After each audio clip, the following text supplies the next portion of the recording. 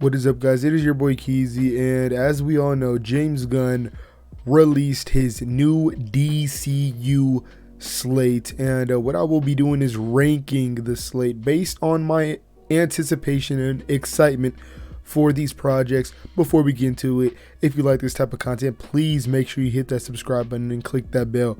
That way you're notified for every single time we upload a video, and smash that like button if you end up enjoying this video. A bunch of links in the description for my Patreon and socials. Any support on them will be greatly appreciated, but let's go ahead and dive right on in. For number 10, we've got Creature Commandos. Now, the reason why this is at 10 isn't because I'm not looking forward to it, but more I don't really know as much of this property compared to everything else.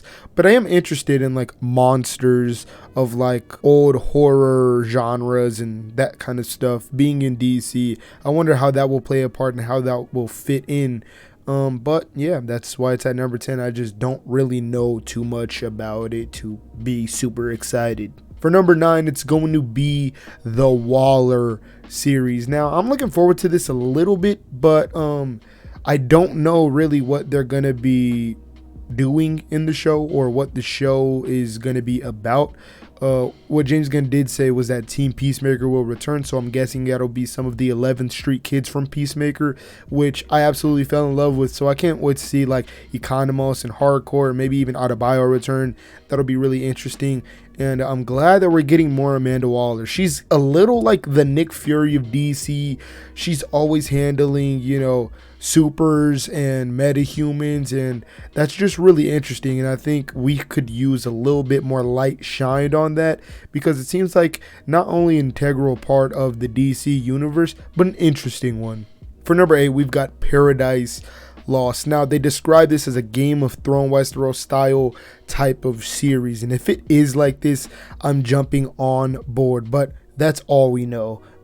I think it's inspired by the Paradise Island comics, which I'm not too familiar with. I'll read up on those for sure, but this is, a story about the birthplace of Wonder Woman, the Mascara, and instead it's going to be kind of before Wonder Woman's existence, and I'm questioning how that's going to take place. James Gunn did say this takes place before the first Wonder Woman movie. Now, does that mean the first Wonder Woman movie with Gal Gadot, or Gadot, however it's pronounced, I'm sorry, or does that mean before the first Wonder Woman movie of the DCU, meaning maybe a recast or maybe just a reboot of the character?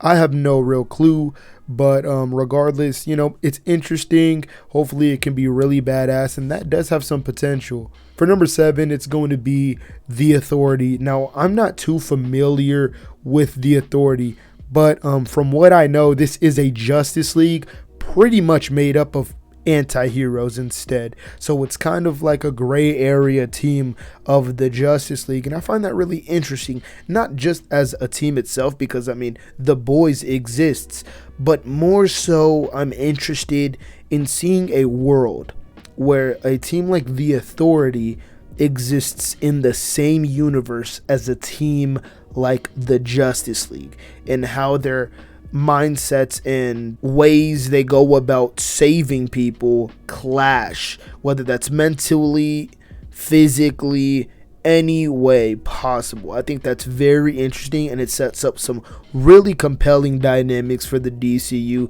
that I think a lot of people won't see coming. And then we've got number 6, Swamp Thing. Now, the Swamp Thing series that released in, I think it was 2019, it was really good. Unfortunately, it got canceled because of low viewership, but what they were able to pull off effects wise with that budget tells me that they're going to be able to do a lot in a movie. It's going to be even better, and I like that they're taking a dark horror approach.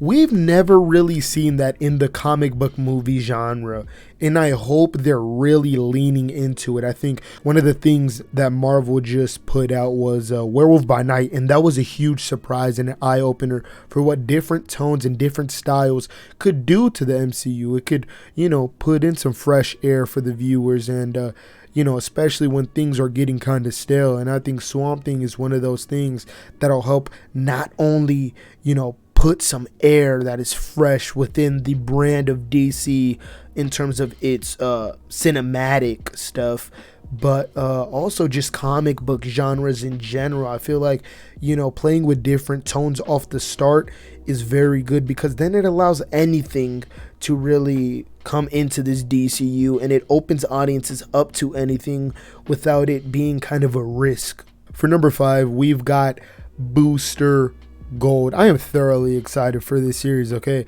This is right up James Gunn's alley. This is one that a lot of people expected to be announced, and it was. And it's a series which I think is perfect. He's not a theatrical level character. He's definitely a character, but he's fun enough to get his own series. He's likable in that sense, and even though he's kind of a douchebag and he's got a chip on his shoulder a lot of the time, Booster Gold's a really likable character, and it sets up interesting things, like maybe Jaime Reyes will join in, maybe Ted Kord as well. And what interests me the most about these series is just how it will feed into the movies. I find that very interesting, and hopefully they can do a much better job than what Marvel's been doing, which they're treating most of their shows like origin tales for characters they don't feel like spending high budgets on, and so it doesn't really feel like it's leading to anywhere. For number 4, we've got Supergirl, Woman of Tomorrow. Now, the comic is widely beloved, and James Gunn loves it so much that, this comic that is only released 2 years ago is getting adapted faithfully. Like 1-to-1, they are adapting this comic in specific. And I think it's going to be interesting having someone that's wrote the comic on board, and the story at hand about how she differs so much in comparison to someone like Clark or Kal-El, and how she's a more jaded character, as James Gunn described, and how her character will be a much more serious take than the Supergirl that we know. And I feel like that sets up an interesting dynamic. That's kind of the problem people had with Henry Cavill's Superman from Man of Steel. Was a lot of people thought he had this stoic and super dramatic and dark approach to the character, and I think that worked for Henry, but I think switching that for Supergirl kind of works, because a lot of people have this idea of who Superman is and how he is already, this bright-eyed, twinkle coming off the teeth, smiling, and just all around good person. But not many people really know Supergirl, so you can kind of play around with that a lot more, and turning her into that dark version adds a level of contrast that kind of makes both parties happy. For number 3, we've got Lanterns. Now, I tweeted leading up to this Slate reveal that I hope they announce something Green Lantern related, and they did. And it's even more exciting when James Gunn describes this as a true detective style series, terrestrial based as well, which is so cool. I'm not expecting them to spend $300 or $200 million on this show, but if this show is over like 80 million in general, I think this has huge potential. And it being a mystery show makes me a lot more excited, because you already know people are going to be talking about this show each week. They're gonna have that WandaVision-esque energy. WandaVision was trending each week because people just didn't know what was going on, and I feel like, especially since, like James Gunn described, that this Lantern series will have a mystery embedded within it, that it connects to the larger story that they're telling. A lot of audiences are going to be trying to pick pieces out of here and try to find elements in here that could lead to those answers, and I think it'll be a lot of fun. And hopefully they do very good justice to not only building out and fleshing out that world of the Lanterns, but the Lanterns Hal Jordan and Jon Stewart themselves.